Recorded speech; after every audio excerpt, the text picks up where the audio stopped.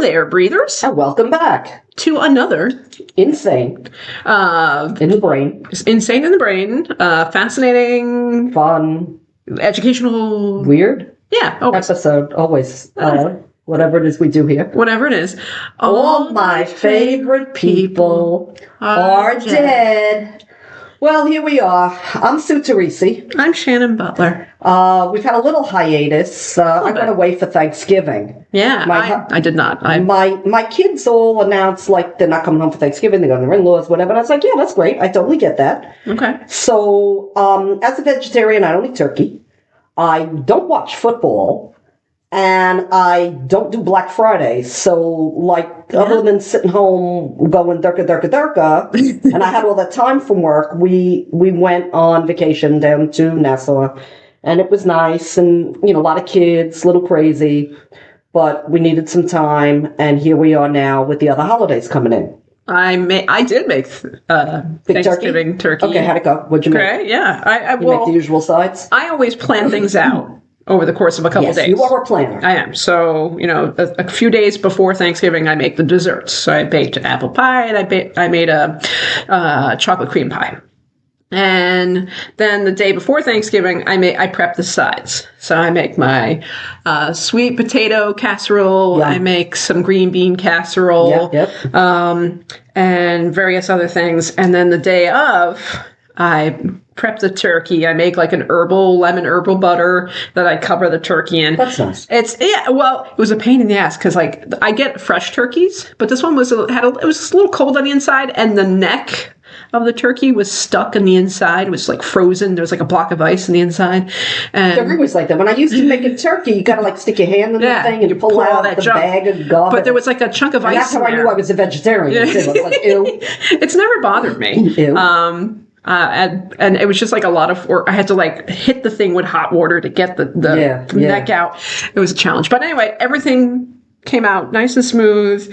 You know, the dogs were in the kitchen watching me going, oh, Mom, it smells good. It smells amazing. Let's go. I know. And my parents came over and we just had a nice, you know. I was in the middle of the beach having butternut squash ravioli with like pumpkin cheesecake. That sounds amazing. With some guy running up and down the beach getting your pina colada. It was insane. It's something I've never done. When I think of Thanksgiving, I don't think of pina colada. Seriously. I don't. I know, right? That was the whole thing.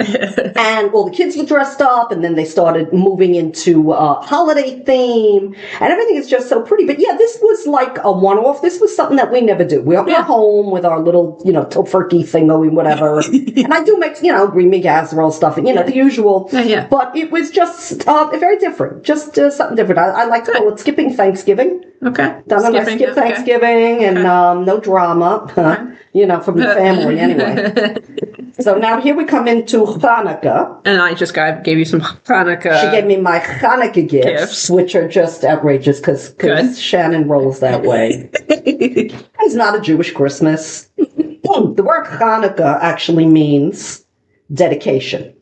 Oh. So, like, I teach the kids, like, you know, you ever lose something? And then, you know, you lose it, and then all of a sudden, like, you get it back, and you're like, oh my God, it feels so good to get this back. I thought it was gone forever. It's kind of like that. Okay. And it's about miracles, and it's about being the light in the darkness. I'm just now noticing your little flag over there. Which one? Oh. They see me rolling. They see me rolling. It's a bunch of dreidels. And I'm like, oh my God. Is that hysterical? They see me rolling. Yeah, I got some dreidels up that are rolling because that's how we roll here. I just looked at the corner of my eye. I'm you like, never oh noticed my God.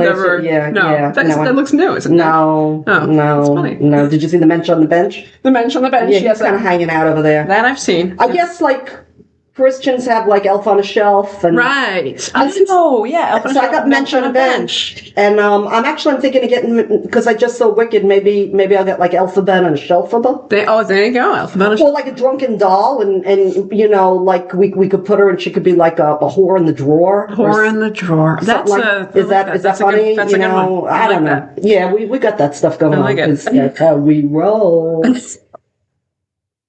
So we use one candle to light all the other candles. He's the helper candle, and I always tell the kids we do that too with our Advent wreath. Oh, you do? So you use one candle to light everything else? Yeah. Does that have a name? The helper candle? Probably, but I'm an Episcopalian in the sense that I go to church properly, but I don't know all the lingo. Yeah. So this is called the shamash, and it's the helper candle. And I always like I said, tell the kids, be the shamash, be the one that helps other people find their light, be the beacon. That's nice. Because Christians have the lights at this time of the year. Right. Jews have Hanukkah, and there's Kwanzaa and Diwali, and I think a lot of cultures, I'm noticing, have light in the darkness at this time of the year. It's dark, it's gloomy. And it's very important that whatever you celebrate and you share and bring joy to the world and, all that good stuff. I got my Christmas tree all lit up and it like really... Do the dogs kill the tree? Do you dogs? I got a fake tree. I'm going to be honest. It's a fake tree. I don't know that. I mean, I can imagine if I had a tree. My dogs don't care. Really? No. They don't see like shiny little things hanging? Nah, they've never paid attention to the tree. Can you imagine if I had a tree? It would last like 20 minutes with cats. Yeah, you have like a million cats. Yeah, but you got 3 dogs. They don't do anything? They don't care. No. I didn't know if dogs did that too, or is just a cat My thing? dogs get really excited right before Christmas because they each have their own stocking. Yeah.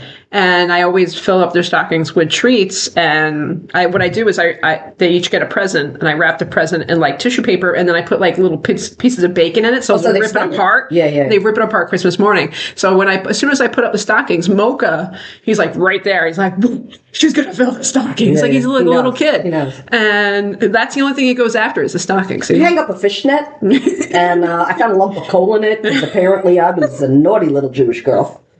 And, I don't know what I did, but I probably did it wrong. So, because, that's how we roll. It's all good. But yeah, I like the fact that all these religious traditions seem to have the same idea this time of year. Is just filling things with light, and be kind to other people. Yeah. Winter, yay, go us. I find nothing wrong in anything. Yeah. You could wish me a happy whatever. I mean, and I said that, do I have to wish you a season's? No. I mean, what if you tell me happy birthday and you thought it was my birthday and it wasn't? You wish somebody a happy anything? Hey, with Christmas, we're literally just celebrating the birth of a Jewish guy, so come on. But you know what? I don't understand the whole concept of, hey, let's go sit on the old fat guy's lap and ask him for free shit. And my customs are freaky, right? I get that.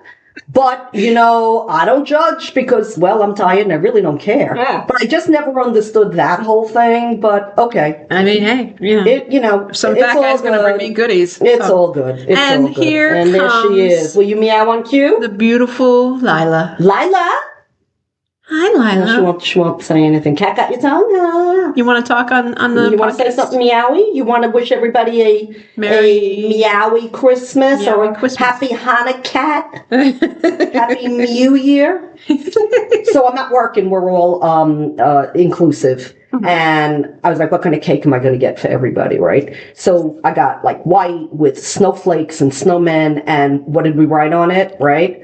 Falalalakas. Falalalakas. It's like, because, we spin dreidel, Sivivon. Mm-hmm. Sivivon. Yeah, okay. So Sivivon is basically Hebrew for rumpa-pum-pum. Okay? Okay. Oh, I thought that was Adam Sandler's... Sivivon means to spin, like the dreidel. Okay. But it's Hebrew for rumpa-pum-pum. Is that funny? I like it. I'm glad. So, moving from happy to weird. Now I'm going to ask you a weird question. Okay. Did you ever feel any discrimination because you're a woman? In my life? Field, working more so than anything else. Strangely enough, in my field, no. I think people get excited when they see a young woman who's interested in history and can talk about it so, mostly well. No, you do, your stuff. And so female-dominated field as an educator. Yeah. So I've never really, thought about being in a male-dominated field. Yeah, I don't. But you never experienced anything because you're a young woman? No, not really. So that brings me to today's topic of interest. I want to discuss a woman, Lidia Poët. Poet. Okay. Was she a poet? No. Oh, okay. She was a poet. She was the first modern female lawyer in Italy. Italy. Okay. Italy. We're going back to Italy. We're going back to like 1855, right? Okay. Okay. She became a lawyer, and then has a disbarment that led to a movement to allow women to practice law and hold public office in Italy. Why was she disbarred? Yeah, why? Because she's a woman. Oh, that doesn't. I mean, it's plain and simple. This is not a woman like, Darrow, who took big cases. She took on basically Italy. Italy. So she was born August 26, 1855 in Pero, Italy. She died February 1949. She was 93 years old. Oh, wow. She lived a long life. Yeah. Okay. She goes to the University of Turin. Her historical significance, like I said, isn't from a specific criminal case, but from her own landmark battles just for the right of women to be able to practice law in Italy. Yeah. To have to defend your gender. Now, I saw, what was it, Ruth Bader Ginsburg, on the basis of sex. Oh, basis of sex. That's what this reminded me of a lot. Yeah. So she's disbarred in 1883, and her appeals and her persistence sparked an international debate and paved the way for future generations of women in the legal profession. So her the famous case was challenging the patriarchal legal system in Italy. Well, I mean, that's probably more intense than a murder case. Yeah. You're challenging the patriarchy? She passes her law exams at the Faculty of Law in the University of Turin, receives her degree in June 17th of 1881. And for the following 2 years, she attended forensic practices in the office of the tribunal. So she's practicing law, right? Okay. She then underwent the theoretical and practical examination of the Order of Lawyers of Turin, was approved by 45 out of 50 votes, and was enrolled in the roll of lawyers. However, on August 9th, 1883, the enrollment of a woman on the roll, quote unquote, did not please the office of the Attorney General, who then enters a complaint with the Court of Appeal of Turin. So she had gotten all that way. Yeah. And then they said, no. Oh. Yeah. Okay. Okay. So listen to this. You can't make this stuff up. Despite rejoinders, arguments, and examples of women lawyers in other countries, right, like Clara Fulton, were women in other countries, the Attorney General argued that women were forbidden by law and public policy to enter the judiciary. Case closed. Sorry. So it was one dude who said 45 out of 50, but this one general is like, no, we're not doing this. That's messed up. Yeah, no, I know. Okay. The Court of Appeal subsequently found that Poët's enrollment was illegal, that they should have never allowed a woman to begin with. Well, it is kind of interesting that she was allowed to go to law school and do all that. And then they get to a point where they're like, no, this isn't working. Like she was a threat to their man. Exactly. What a show. Yeah. Yeah. Oh, no, we can't have her doing that. Wait. She's like, doing what? Practicing law? No. Access denied. You are forbidden. That's wild. But it's just like a couple guys who were like, the 5 guys who said no when she went through that whole trial. Yeah, but and then the Attorney General. Right. It wasn't like, everybody. Yeah, the overall majority is like, yeah, she's fine. Yeah, but it still prevented her from practicing. That's wild. Yeah. So they found that it was illegal. She appeals to the Supreme Court of Cassation, but the decision of the lower court was confirmed in 1884, and Poët is precluded admission as a lawyer to the Turin Bar Association. So now she works in the legal office of her brother, Enrico Poët. Oh. He's an attorney. Okay. She works for him. She's doing lawyer stuff, but she couldn't actually sign legal documents or go to court for her clients. Oh. But she did what she could do because as a woman, she's not really practicing, I guess. She did what she could do. Yeah. Okay. So Enrico goes to France every year. She would take over the office for her brother and do whatever she could do. But she would have to have a man go to court in her place. So she would, fill him in, and he would, go and... I mean, can you imagine that? That hurts, yeah. It really does. So on the law 1176 of July 17th, 1919, women were allowed to hold certain public offices. Okay. But it wasn't until, you ready for this? 1920, that Lidia Poët, as a 65-year-old woman, was enlisted in the record of the members of the Council of Lawyers and now officially recognized as a lawyer. I'll say it again, 1920. So they finally recognized her as an attorney and changed everything. So was it the same Attorney General, or had he died? I'm hoping he was dead. And they finally enrolled her in Turin. Okay. At 65 years old. Oh. Your career's over by that point. I mean, yeah, she's... But not Lydia. Okay. So Lydia eventually dies in the seaside resort of Diana Marino in 49. She was 93. Okay. Lydia never married, never had kids. Lydia remained active in the international women's movement her whole life. Okay. She didn't stop at 65. She probably just started. She just lived her life on her own terms, considering all the adversity. So it got me thinking, like, unfortunately I have experienced some, anti-Semitism throughout my life, but I've never had somebody, keep me down because I'm a woman. Mm-hmm. I've never felt that I couldn't go to school or I couldn't hold a job. Yeah. I mean, and I tell the kids, in certain countries, women can't be educated, women can't go to school. You can shit for that, Yeah. Right, exactly. So for her to go and get all this and want to be an attorney and just deny her on the basis of sex. Yeah. So we started watching, I think it was called The Law According to Lidia Poët, is how I discovered this woman. It was on Netflix. Oh, yeah? They made her a little superhero-y. Okay. They made a love story, and, they show her having relationships and dealing with the clients, but not really being able to fully protect them to the extent of the law. And it got me thinking, and it got me, I'm sure it's historical fiction, they take liberties, but it was a really good, I think it was one season. Oh. The Law According to Lidia Poët, And I thought it was cool enough to see how much of this was true. Right. And, you always want to see an underdog succeed. Sure. You always want to see somebody, especially when they're wrongfully and when she's excluded for no reason at all. Right. Whether they're Jewish or Christian or women, I remember seeing, hearing things the turn last century, no Jews, no Catholic, no Irish, no Black need apply. Yeah. It's that nature. And this is no different. Right. It's heartbreaking when you think about it. Well, especially in the fact that, she, like you said, she went to school. She was already she knows her admitted. Stuff. And then someone said, if she was an idiot or a bad lawyer, but just because nothing. Oh, well, we changed our mind. Because you're missing something between your legs. Yeah, we don't think this is women's work. So, when you see how far women have come, in one of my book clubs, a lot of the women are considerably older than me, and they talk about not being able to get a credit card in their own name. Sure. And they talk about things that they weren't able to do in that time. And it just makes me scratch my head. Yeah. Because, I didn't grow up like that, thank God. I've never really we both felt pretty fortunate. Yeah. I've never felt that, but, limitations because I'm a woman. I never really felt any doors closed to me. But obviously she did. And that just, it was enough for me to want to, talk about it. Interesting. Yeah, right? Yeah. Nobody should have to go through this. Nobody should be discriminated against at all. At all. For gender or race or creed or color. I still try to wrap my head around that. Yeah. Well, that's interesting. I'll have to check out that series. Yeah. I think it's called The Law According to Lidia Poët. They made it very... They got to dramatize it, of course. I like the period pieces. Sure. I like the costumes. Oh, yeah. I always like to see the costumes that they put these people in.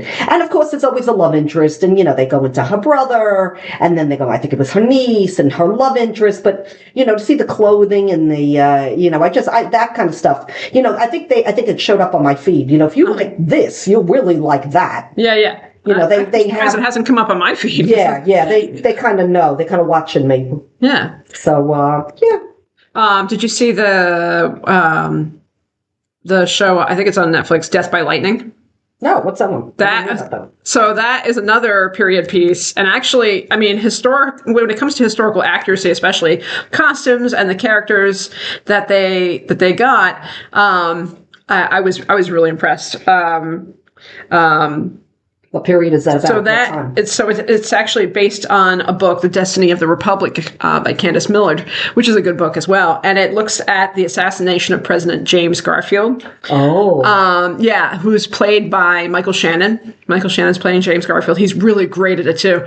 And then the assassination, of course, the assassin is a guy named Charles Guiteau, and that role is played by Matthew McFadden, and it's just brilliant. One season? It's just like a short series that looks at the run up to the assassination itself. I'll look it up. It's brilliant. The costumes, the acting. Isn't it fabulous? It's just spot on. Like a lot of my fellow historian friends have commented on it and just how good it actually is. Yeah, I'm going to check it out. There is some glorification. There are some liberties taken. Sure.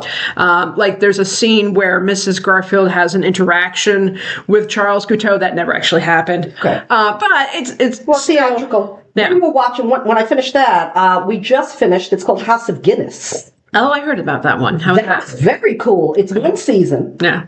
It's about the Guinness family in Dublin, Ireland. Yeah. So it starts off with the head guy, and he dies, and he's got 4 children. And what happens with the brewery in the family, and the 4 kids, and what goes on in society with the Irish Protestants and the Catholics, and it was really good. And again, it's a love story, it's romance, it was almost like like an Irish version, kind of like Downton Abbey, with the haves and the have-nots. But I fall in love with these period pieces, with the accents, with the scenery. Yeah. This is very dark. Ooh, The scene, like dock working and things, and the costumes, and you see what the rich people are wearing and the not so rich people are wearing. Yeah. So I was like, oh, it's only one season, and I didn't realize it left you with a cliffhanger because there may or may not be a second season. Yeah. I'm like, well, now they better be because I just finished this. What happened? I was like, oh, okay. I thought it was only one season. Yeah.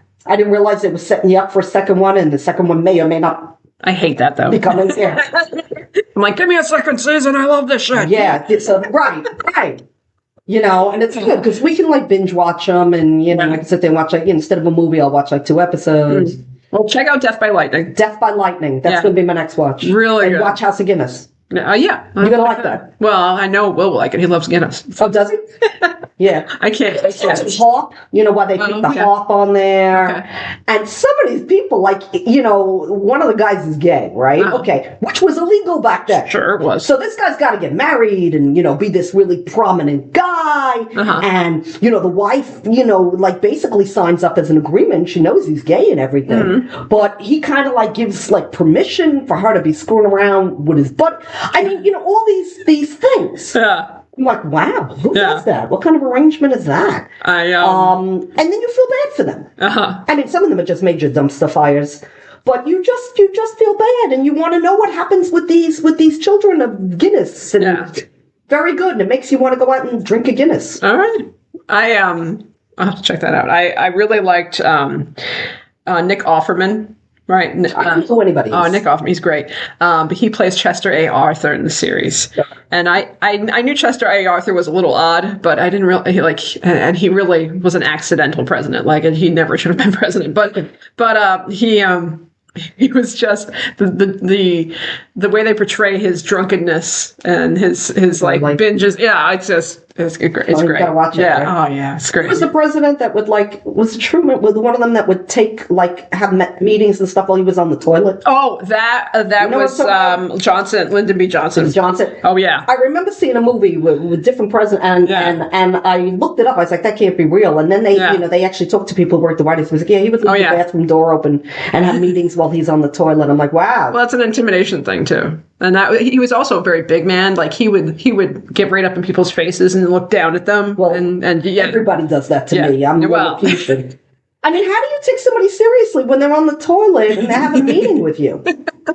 That's intimidation to me. That's hysterical. Yeah. I'm like, I don't know. That's kind of weird. Especially if they're wiping, you go, hey, you missed a spot. I don't know. I mean, sometimes, if my daughter or my mom calls stuff, I'll take the phone. But I'm not taking meetings for the White House, and I usually put it on mute or whatever. How do you do that?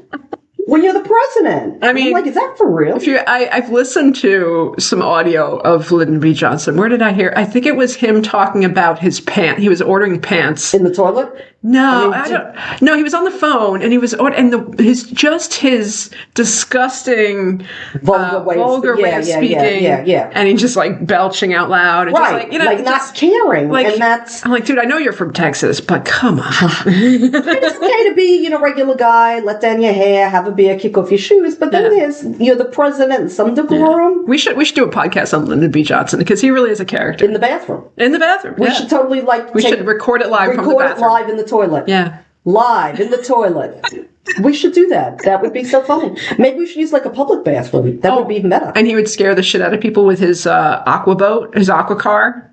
The amphibious thing? Yeah, the amphibious car. You ever go on one of those? That's the coolest thing. I've seen them at car shows. I've never been in one. So I think I went to one in Albany. They have the ducks. And in Boston, they have another thing.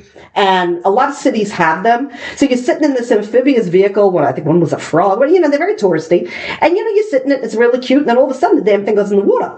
Well, that's the coolest thing. That's fine if you're expecting it. But he would literally get people in his, little convertible and then just drive into a lake. Yeah, that's just to freak people out. I kind of knew. They were like, okay, we're turning the wheels into flippers or whatever it is they do, and now we're going to see the city by land and by water. And if I didn't know, and all of a sudden we plunged headfirst into I'd freak out. And he did that to people. Funny, not funny? That's something you and I would do. To each other. But I don't know if I would do that to regular people. I don't know how we went from talking about an Italian lawyer to Lyndon B. Johnson. So, because that's how we roll. Okay. Because that's why this has been another... Weird. Funny. Entertaining. Toilety.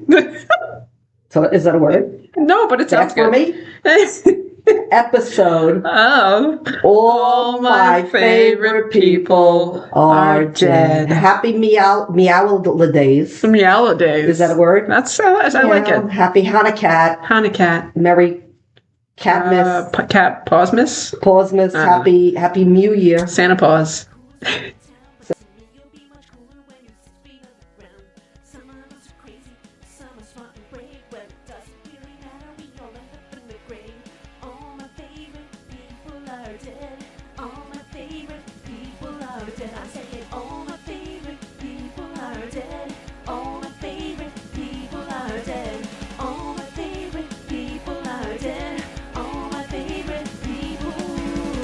Dead.